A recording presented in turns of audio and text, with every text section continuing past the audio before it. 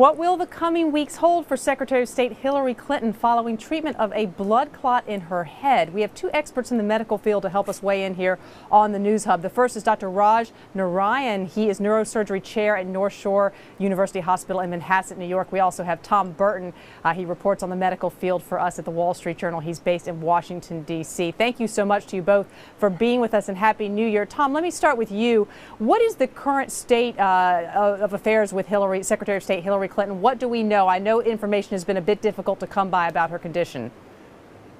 Yeah, it has been difficult to come by, largely because the Team Clinton won't really let the hospital or the doctors talk directly to the press, which is kind of unusual. But as best we can tell, she's fairly stable. She's being treated for a clot in the right transverse sinus, which is a vein that drains that side of the brain. She's being treated with blood thinners such as heparin, and we're told that the prognosis is very likely to be good. Dr. Narayan, let me let you weigh in here right now. I mean, the former First Lady was taken to New York Presbyterian Hospital, Columbia, in New York City on Sunday. Describe for us in layman's terms the type of clot and sort of how a clot like this can form and what the blood thinners they're doing are actually trying to accomplish right now.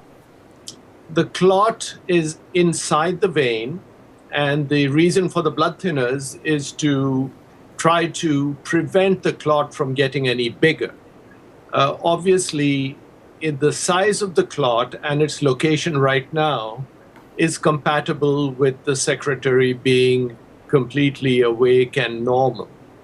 However, if the clot were to become larger and to block off the other side, then that could be very dangerous. And that's why the doctors have been treating her with the blood thinners in order to prevent the clot from becoming larger and spreading to the other side. In a circumstance like this, doctor, how do they know how well the drugs are working? What sort of a time frame are they on, and how will they examine her? What kind of imaging will they use to see if the clot is shrinking? The most commonly used, and understand that this is a rather uncommon condition, but the most commonly used diagnostic test in this setting would be an MRV, which is a venogram picture obtained with an MRI scanner. And that is how they found it, actually, is by doing an MRV and seeing that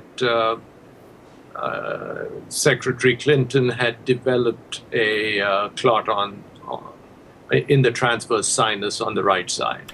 Tom, take us back here for a moment and describe how this blood clot came to be, as best we know and as best you have been able to deduce from talking with other medical experts in the field, how this clot came to be in Hillary Clinton's head. Well, there's a chicken and egg phenomenon as to whether the clot preceded the fall and concussion that she underwent a few weeks ago, or whether the fall and concussion caused the clot.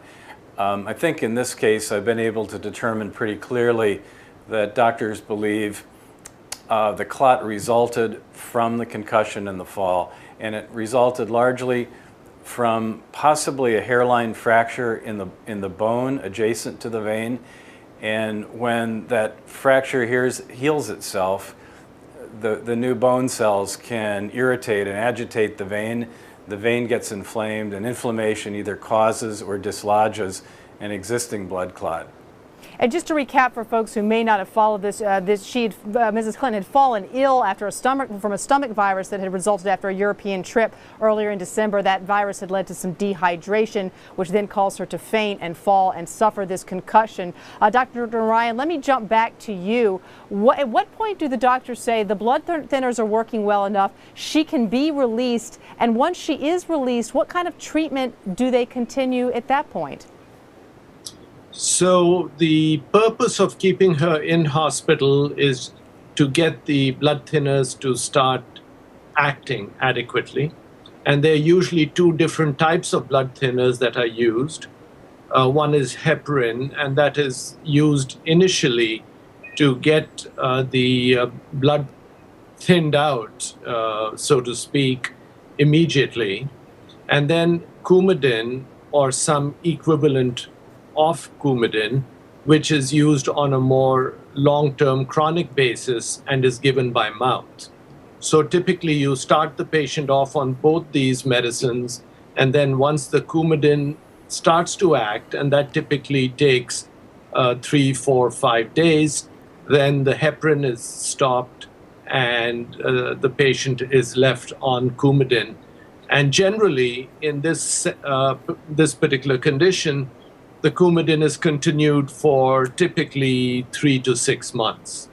Okay. The only way to know whether it is working adequately, other than seeing the patient's clinical condition, is to repeat the MRV on a periodic basis. All right, Dr. Narayan, Tom Burton, thank you both for your expertise. We will continue to bring you the latest updates on Secretary of State Hillary Clinton's condition on WSJ.com.